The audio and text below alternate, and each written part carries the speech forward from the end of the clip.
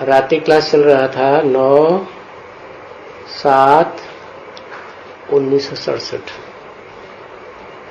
दूसरे पेज के मध्य में बात चल रही थी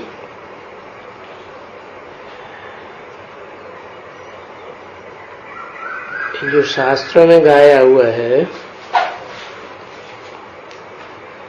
योगाग्नि। उस अग्नि से खाद निकल जाती है, बाकी सच्चा सोना बन जाता है। सच्चा सोना बनेंगे तो हल्के फुल्के एने से उड़ेंगे, बाकी कचड़ा तो सबकी आत्मा में पढ़ना जरूर है, तमो प्रधान बनना जरूर है।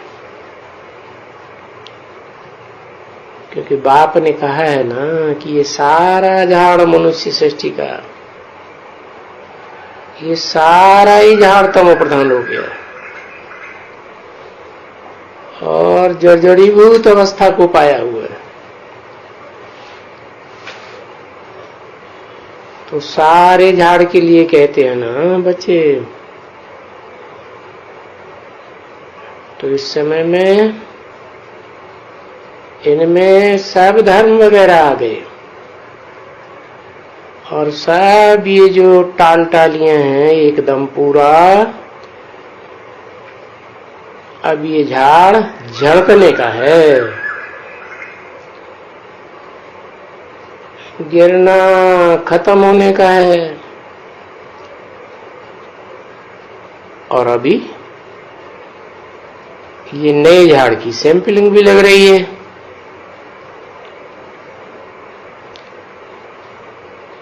तो ये सैंपलिंग संगम युग पर लगती है, लग लग करके जब यहां सभी देवता धर्म वाले सूर्यवंशी चंद्रवंशी सब तैयार हो जाते हैं, जब ये सैंपलिंग पूरी होती है तो फिर लड़ाई शुरू हो जाती है।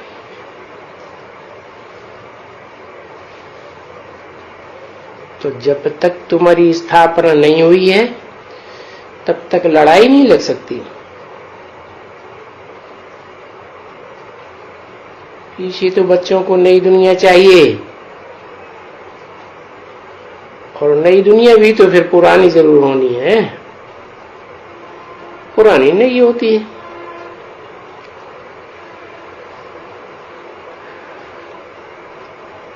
तो बच्चे समझ गए हैं कि नई दुनिया में सतो प्रधान होते हैं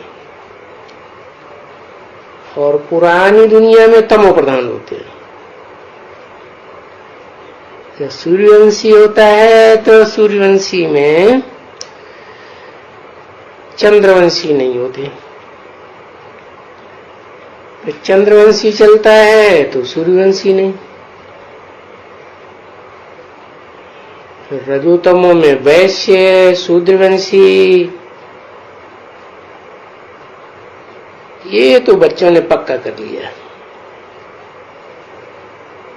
और ये शास्त्रों वगैरह में कोई नॉलेज है भी नहीं, कहां भी नहीं है,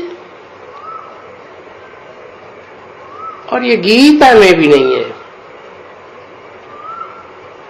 हाँ, गीता में फिर कुछ अच्छा है, आटे में लून मिसल,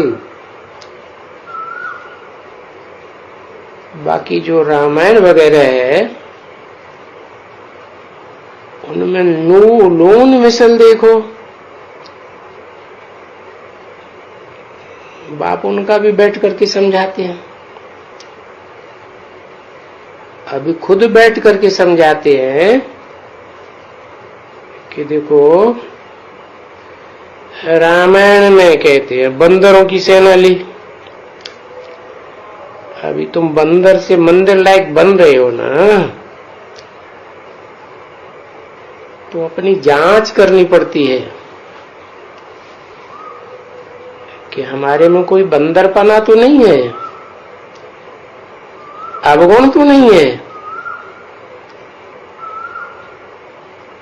क्योंकि भारत में ये बात गाते हैं क्या, मुझे निर्गुण हारे में कोई गुण नहीं।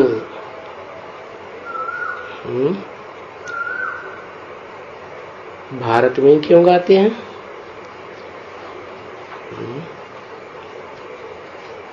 और दूसरे धर्म वालों में, दूसरे देशों में क्या गुण आ जाते हैं?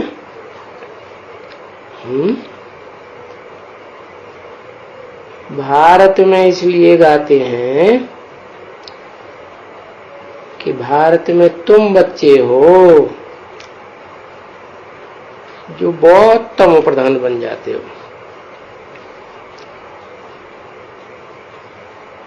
नाम ही है रुद्रमाला,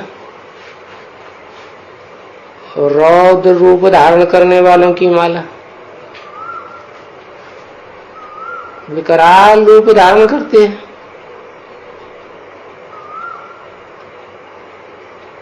तो क्या कहेंगे?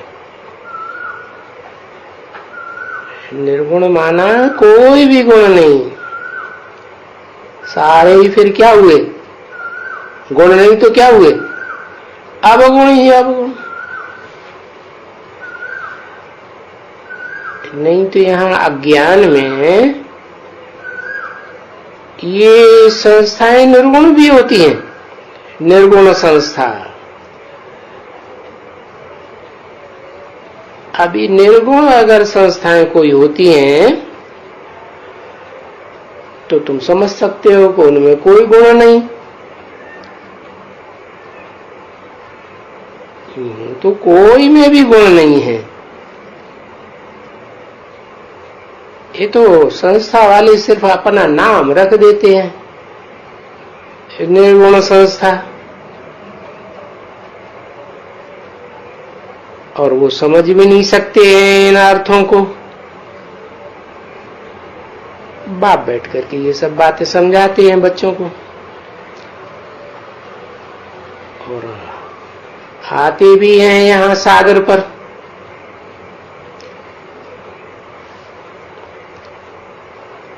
देखो वहां सागर में जाते हैं तो वहां बीच में एकांत होती है ना बच्चों को। जाते हैं सागर पर घूमने बीच पर तो शांति के लिए जाते हैं ना। तो देखो ये भी सागर है, ज्ञान सागर है।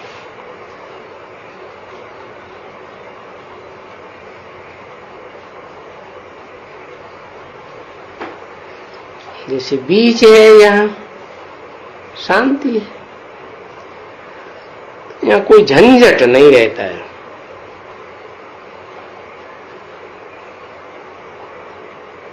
कराची में भी जाते थे, कहाँ? सागर पर। तुम बच्चे सागर पर जाकर तपस्या करते थे।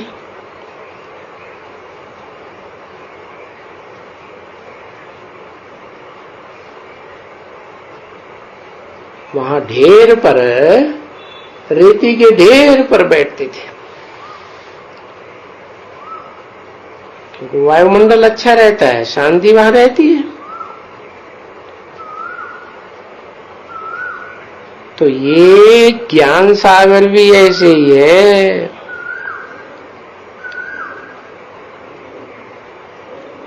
यहां तुमको शांति का अनुभव तो अच्छा हो सकता है, वासना आ सकती है, और वहां इतनी नहीं आएगी, क्योंकि वहां सेंटर पर तो जाएंगे, टाइम देखते रहेंगे, देरी होती है, ये होता है, ये सब याद पड़ेगा। अरे बहुत कुछ याद पड़ेगा। कोई मरा होगा, कोई जिया होगा, फलाना होगा, तो याद तो आएगा ना। और यहां तो एकांत में कोई याद नहीं पढ़ सकते। क्यों? क्योंकि जो भी यहां बैठते हैं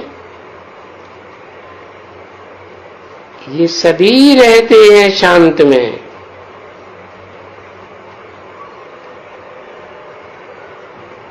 कहां रहते हैं?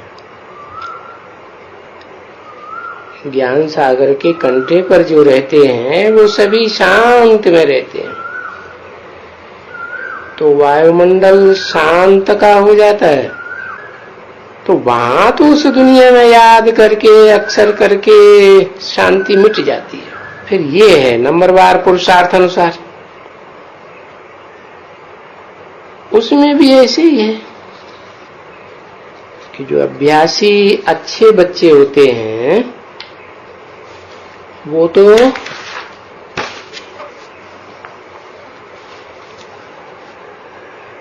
बाप की याद में अच्छा ही रह सकते हैं।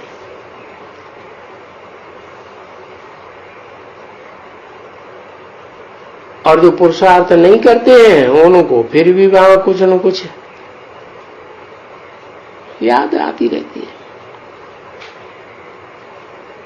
9/7/67 की वाणी का 3रा पेज। बच्चियों को जो माताएं हैं अपने बच्चे छोड़ करके आते हैं तो वो भी कभी कभी याद पड़ेंगे।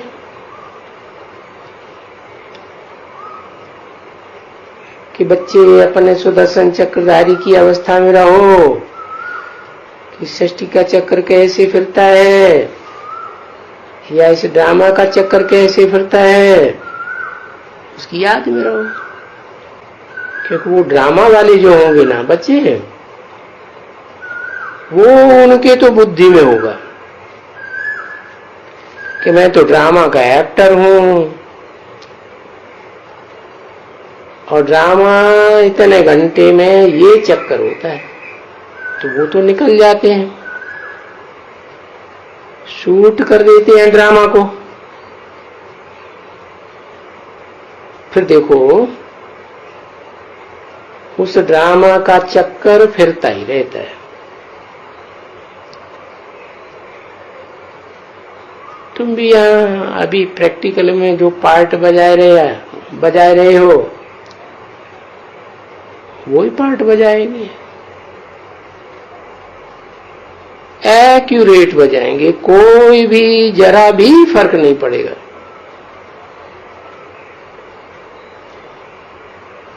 आगे भी गाया हुआ था, आश्चर्यवत सुनंती कथंती भागंती।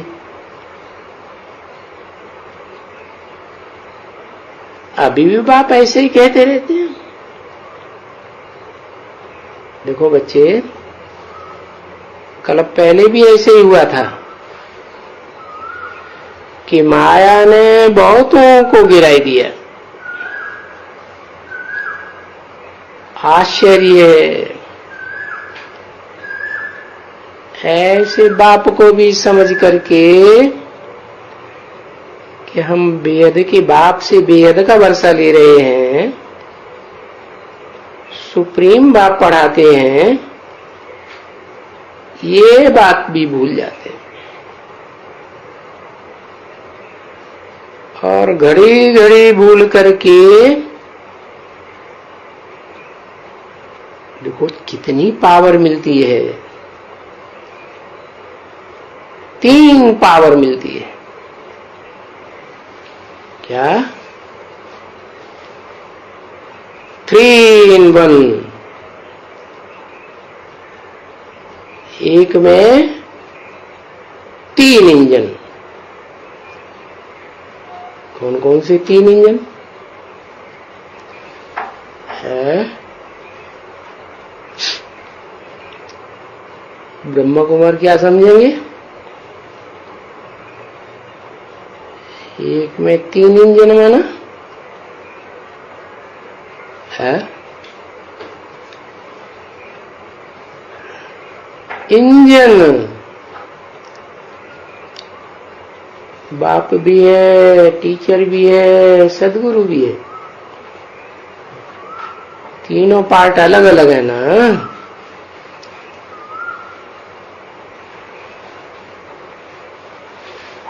ये तीनों अलग अलग पार्ट किस लिए ऐसा होता है?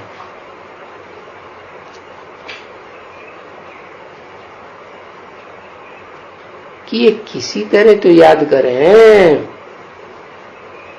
क्योंकि माया तो भुला ही देती है। क्योंकि बाप नहीं याद पड़ता है तो टीचर को याद पड़े। अच्छा, गुरु याद पड़े। अब है तो एक ही, परंतु नहीं, फिर भी भूल जाते हैं और सब कुछ भूल जाते हैं। तो इसको ही कहा जाता है युद्ध का मैदान। ये है ना युद्ध का मैदान बच्चे। तो युद्ध का मैदान ये है, तुम शक्तियों का बाबा से शक्ति प्राप्त करने के लिए योग से शक्ति प्राप्त करते हो ना। जिस शक्ति से तुम्हारा जो भी पाप कर्म विकर्म हुआ है, जिससे तुम तमो प्रधान बन गए हो, वो सारे पाप कर्म भस्म हो जाते हैं। क्योंकि काम इच्छा पर बैठ करके भस्म हो गए ना, अर्थात तमो प्रधान हो गए। तो फिर अभी ज्ञान इच्छा पर बैठ के फिर से याद करने से फिर तुम सतो प्रधान बन जाएंगे।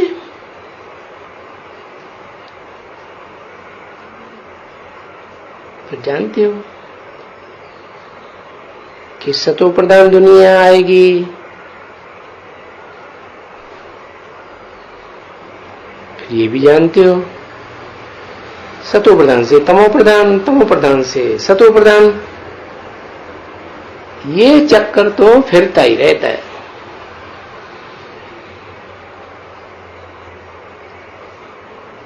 अभी बच्चों को मालूम पड़ा है कि ये हमारा पार्ट है इस बेहद के ड्रामा में, और बेहद का पार्ट है, और ये वंडरफुल भी है।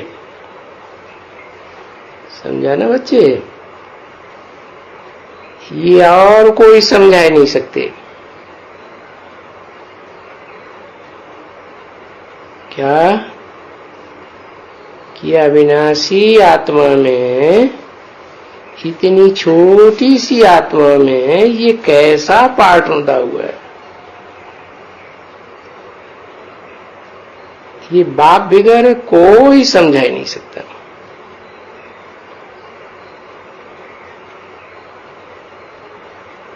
मनुष्य तो समझा ही नहीं सके।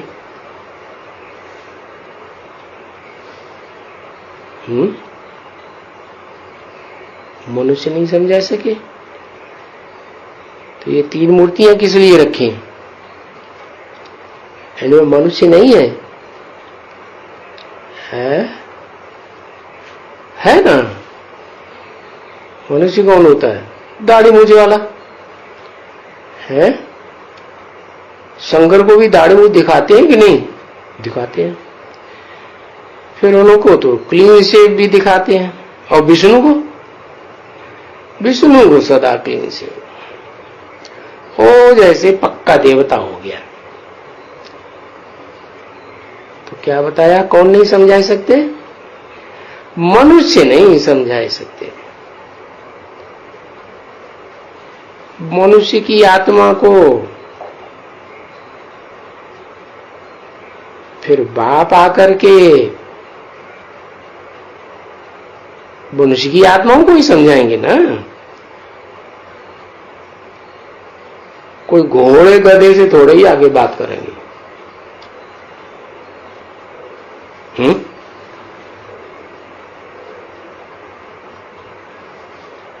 ना।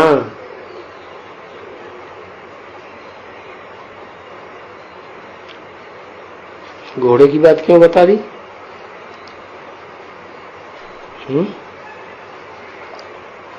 कौन हुआ घोड़ा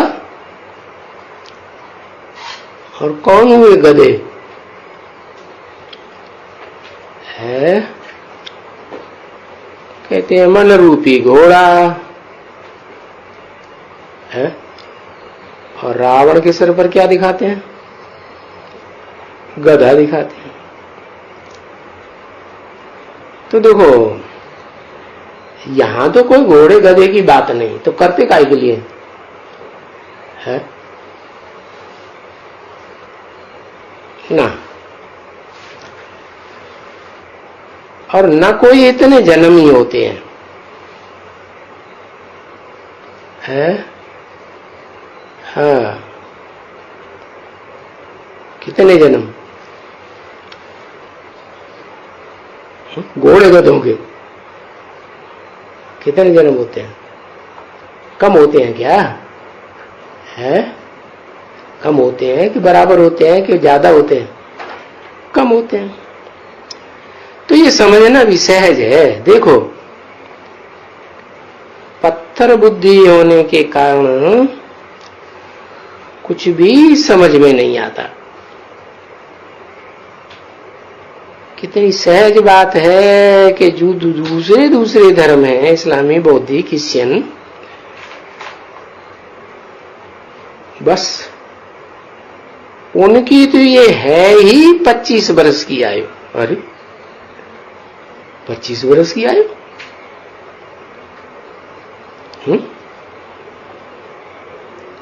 है 25 वर्ष की आयु क्यों बताया?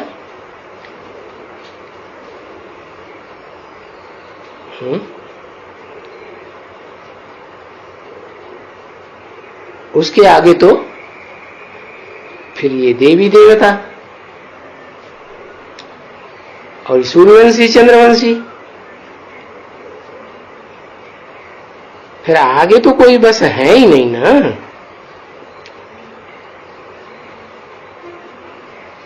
तो फिर इनको भी आधा कल्प मिला हुआ है। किनको किनको मिला हुआ है? इस्लामी, बौद्धिक, क्रिश्चियन आदि को भी आधा कल्प मिला हुआ है।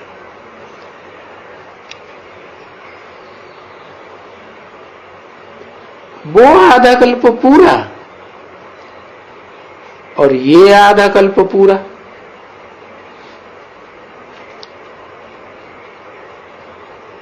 तो बस समझ लो कल्प की आयु कितनी है।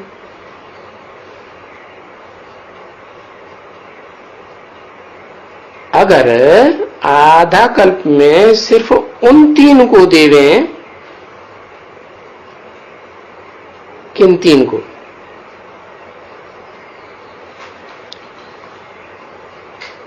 और अगर इनको बढ़ाई देवें कल्प को, परंतु ये तो हो ही नहीं सकता ना।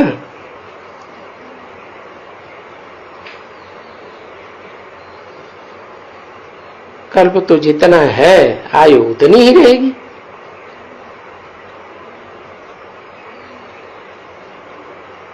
हाफ एंड हाफ भी तो हो नहीं सकते।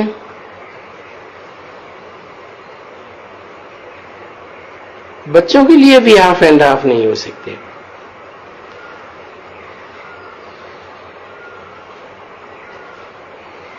तो प्रजा के लिए भी हाफ एंड हाफ नहीं हो सकती।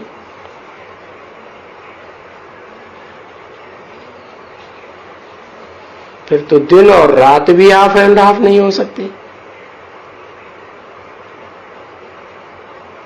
नहीं तो ये बात शास्त्रों में भी है। ब्रह्मा का दिन और ब्रह्मा की रात, आधा कल्प ब्रह्मा का दिन, आधा कल्प फिर ब्रह्मा की रात। तो फिर हाफ एंड हाफ चाहिए ना।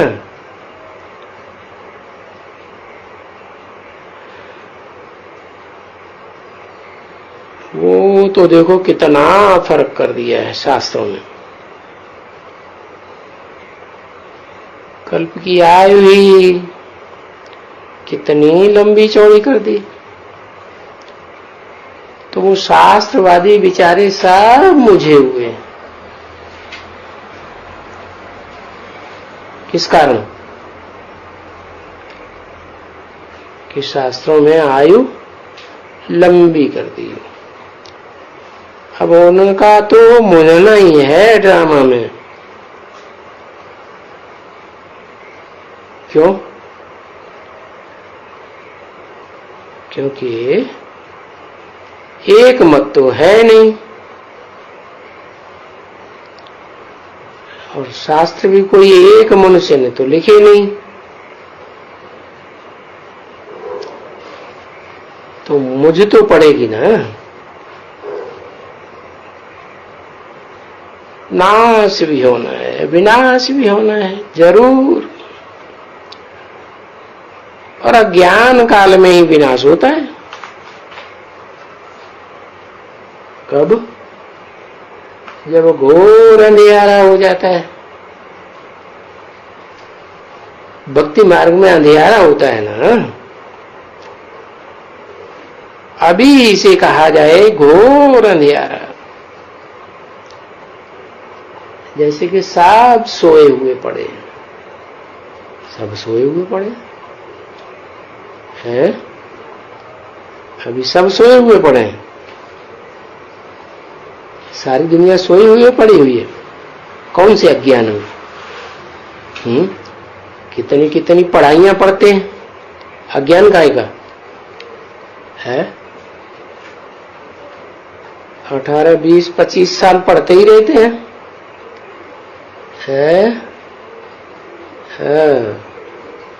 अज्ञान है आत्मा और परमात्मा की पहचान का अज्ञान। तो अज्ञान में वो ऐसे नहीं कहा जाता कोई वो नींद में सोए हुए पड़े हैं। है?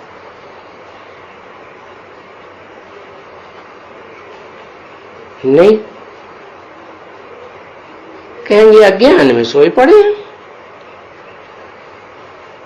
इसलिए कहा जाता है भक्ति को अज्ञान। और इसको कहा जाता है ज्ञान। कारण है? इसको ज्ञान क्यों कहा जाता है? क्योंकि ज्ञान माने जानकारी। तो सच्चाई की जानकारी एक से ही आती है। एक ही है जो सच्चा जानता है दीन दुनिया के बारे में। कौन? जो जन्म मरण के चक्र में नहीं आता। तो ये है तुम बच्चों को समझाने। हाँ, और भी समझाते जाएंगे, समझते जाएंगे। कहां तक समझते रहेंगे कि यहाँ के जो भी भारतवासी पंडित वगैरह है वो सब समझ जाएंगे। है?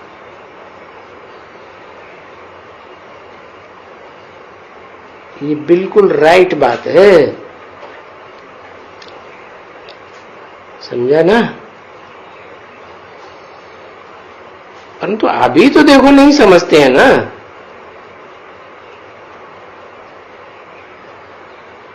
नहीं, आगे चल करके समझेंगे।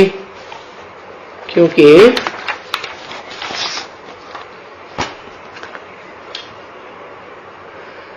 उनका दुश्मन उड़ाए रहे हैं।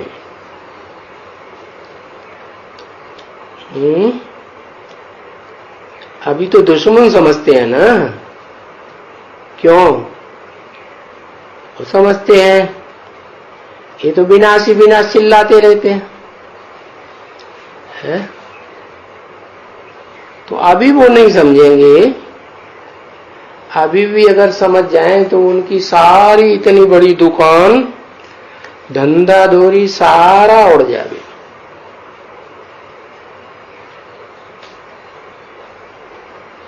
9/7/67 की वाणी का 4था पेज, रात्रि क्लास।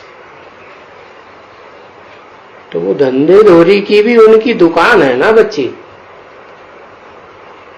जैसे ये तुम्हारा दुकान है,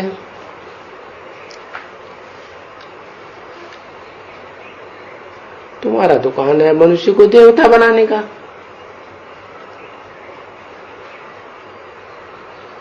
उनको भी दुकान है। कौन सी दुकान है? भक्ति मार्ग में अंधियारे में सबको गिराना। तो वो उनकी दुकान है क्या? अंधियारे में ढकेलने की। और तुम्हारा है शिव बाबा का एक दुकान ऊपर चढ़ने के लिए। तुम्हारा एक ही दुकान है और उनकी देखो कितनी दुकानें हैं। और उन दुकानों में कितने ढेर के ढेर भांति भांति के गुरु बैठे हुए। गुरु करने पड़ते हैं ना। और ये शास्त्र वगैरह के देखो कितने दुकान बने हुए हैं, ढेर। कहाँ बाइबल, कहाँ कुरान, कहाँ धम्मपद, कहाँ रामायण, कहाँ महाभारत। ढेर के ढेर दुकान है। जैसे तुमको कहा जाता है बच्चे कि गली गली में जाकर के अपना हेल्थ सेंटर खोलो, हॉस्पिटल खोलो, यूनिवर्सिटी खोलो। तो वहां उस दुनिया पुरानी में देखो क्या लगा पड़ा है। मंदिर हैं, मस्जिदें हैं, गुरुद्वारे हैं, टिकाने हैं, ये वगैरह वगैरह कितने टिकाने हैं, ढेर के ढेर हैं। और उन तीर्थों में तो कितनी भीड़ रहती है, बहुत रहते हैं। तो बच्चों को भी अभी धंधा करना है। क्या क्या धंधा करना है?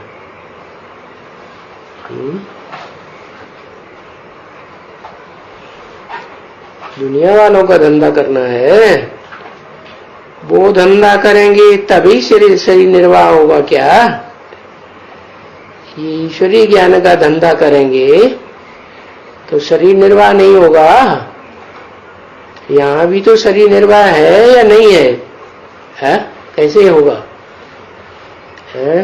हाथ पांव बांध करके एक जगह बैठ जाएंगे तो शरीर निर्वाह होगा? नहीं होगा। तो ये भी शरीर निर्वाह है। जितना बहुतों को सुनाएंगे तो तुम्हारे पास बहुत आते रहेंगे। सिर्फ ये पढ़ाई पढ़नी है और पढ़ाना है। हाँ, बुड्ढों को भी यही पढ़ाई पढ़नी है, जवानों को भी यही पढ़ाई पढ़नी है, बच्चों को भी। तो जो नए नए बच्चे आते हैं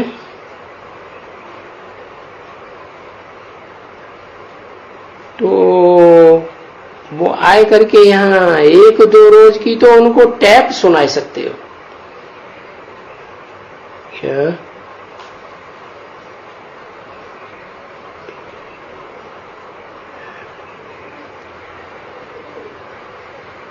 एक्यूरेट सुना देगी क्या टैप?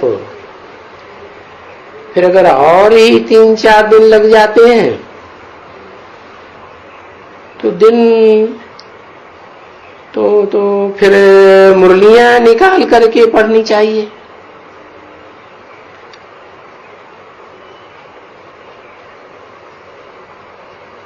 तुम बच्चों को, खास करके जो ब्राह्मणी आती है,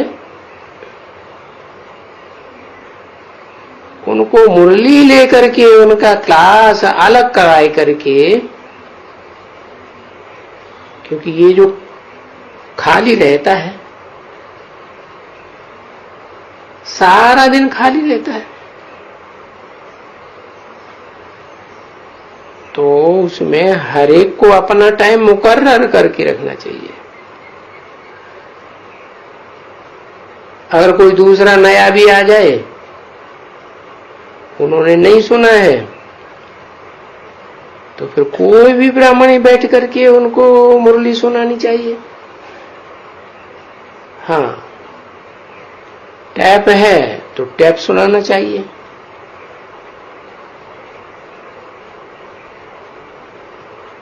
टैप कितने रखते हो? 2 दिन का रखते हो या 3 दिन का? कोई ने कहा 2 दिन 3 दिन। हाँ, 2 या 3 दिन का तो टैप रहते ही हैं, जब तक ये सब भर करके वापस वहां सेंटर पर रोज भेज देते हैं। तो टैप में तो बहुत कुछ सुनेंगे, बाबा का डायरेक्ट सुनेंगे और फिर वो मुरली सुनेंगे। बाकी बच्चों को सुनना जरूर है, क्योंकि बहुत बहुत अच्छी अच्छी पॉइंट सावधानी करके याद में बैठ करके सुननी चाहिए ना। जो बच्चे मुझते हैं घड़ी घड़ी योग अक्षर, निष्ठा अक्षर ऐसे कहते रहते हैं, निष्ठा में बिठाओ, तो ये जो याद पड़ गया ना बच्चों को, निष्ठा याद में बिठाओ, वो सब भुलाना पड़ता है। और भुलाना तो सब है ना बच्चे। ये जो कुछ भी चित्र वगैरह जो जो भी कुछ है इस दुनिया में, जो कुछ देखते जाते हो, उस सब को भुलाना है। क्यों? क्योंकि वापस जाना है। कहाँ जाना है? आत्माओं के लोक में, बाप के घर में वापस जाना है। जब आए थे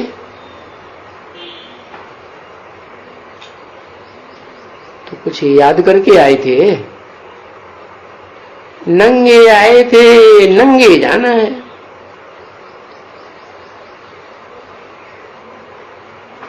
और प्योर बन करके वापस जाएंगे। वहां कोई कचड़ा तो नहीं ले जा सकते हैं? क्यों? वो तो पवित्र धाम है ना। जो वहां से प्योर बनकर जैसे नंगे आए, और सतयुग में फिर तुमको जाना ही आना ही है। यहां से जाना है तो प्योर जाना है, और यहां प्योर नहीं होगा तो फिर कहां होगा? यहां तो प्योर बनना है, क्योंकि यहां तो सब पतित तन है। पतित हैं तो पावन पावन कह के बुलाते हैं कि पावन करो, तो हम चले वहां पावन दुनिया में। क्योंकि बच्चों को समझाया गया है कि मुक्ति और जीवन मुक्ति धाम दोनों पावन होते हैं। दोनों पवित्र होते हैं। तो वहां कोई अपवित्र तो जा ही नहीं सकते हैं। इसलिए बच्चे बुलाते हैं ना कि बाबा आओ, और आकर के हमको पावन धाम में जाने का रास्ता बताओ। रास्ता बताने वालों को क्या कहा जाता है?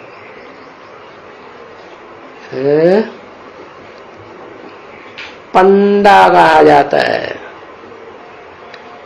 अंग्रेजी में गाइड कहते हैं। तो उन्होंने शास्त्रों में लिख दिया पांडु, क्या जो बुलाते थे भगवान को बार बार, उन पांडवों के बाप का नाम पांडु रख दिया, है पंडा। इस पंडा के बगैर तो इस दुनिया में कोई भी वापस जाने का रास्ता नहीं जानते।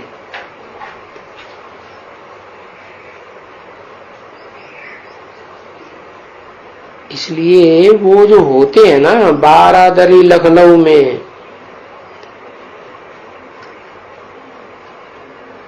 या वो जो मेज बनाते हैं तो उनमें भी कितने दरवाजे होते हैं, समझा? तो यहाँ भक्ति मार्ग के भी बहुत दरवाजे हैं ना।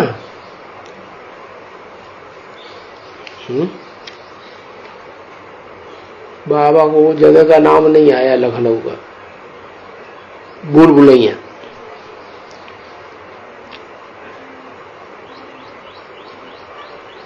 तो भक्ति मार्ग के बहुत दरवाजे हैं, जहां जाओ वहां माथा टेको।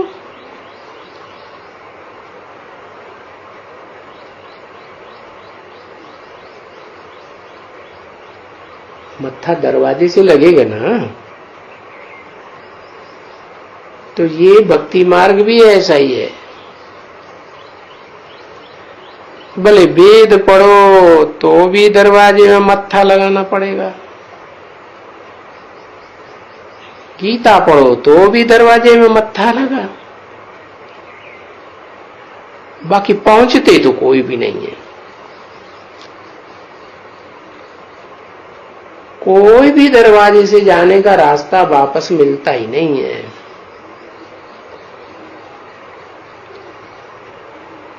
और ये लोग कहते हैं शास्त्रों से रास्ता मिलता है, मुक्ति जीवन मुक्त क्या। फिर कहते हैं वेदों से रास्ता मिलता है, तीर्थों पर जाने से रास्ता मिलता है मुक्ति जीवन मुक्ति। फिर कहते हैं गंगा स्नान करने से भी मिलते हैं। अब ये सभी रास्ते भक्ति मार्ग के हैं, ढेर के ढेर। रास्ते नहीं है, रास्ते हैं। रास्ते अभी समझ गए ना बच्चे। हर एक रास्ता है कदम नीचे गिरने का। तो इसको कहा जाता है ना बच्चे, देखो कुसंग। कुसंग क्या करता है? संग तारे कुसंग बोले। तारने का रास्ता तो एक ही है, बताने वाला भी एक ही है, और तारते भी है कि कब तक के लिए? आधा कल्प के लिए पार उतार देते हैं। कहां से? इस विषय वैतरणी नदी से या भवसागर से पार उतार देते हैं। और वो क्या करते हैं? वहां भक्ति मार्ग में आधा कल्प के लिए डुबो देते हैं।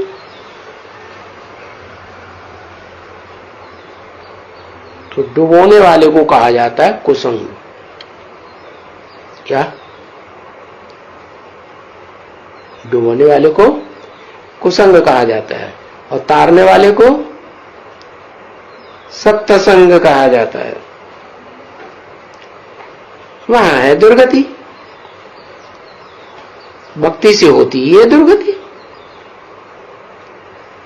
और ज्ञान से सदगति। और ये भी जानते हैं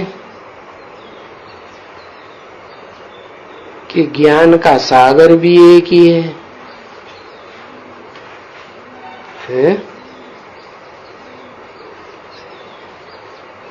और सदगति दाता भी एक ही है।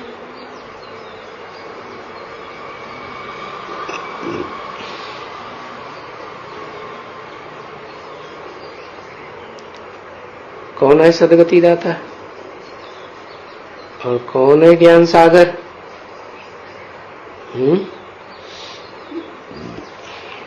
पीछे बताया ना, सागर में आके बैठे हैं। तो जिसमें आके बैठे हैं वो ज्ञान का सागर भी है और सदगति दाता भी है। सदगति दाता एक और दुर्गति दाता अनेक।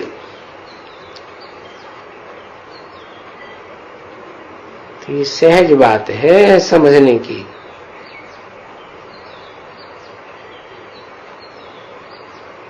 तो ऐसी ऐसी सहज बातें भी समझना चाहिए अच्छी तरह से। क्यों है? क्योंकि अभी समझाने वाला ऊंच से ऊंच सुप्रीम टीचर मिला है ना। अच्छा, आज नए बच्चे आए हुए हैं।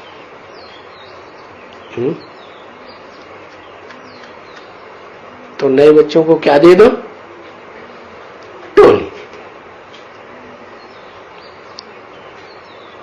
अच्छा, सिकीले बच्चों प्रति रूहानी बाप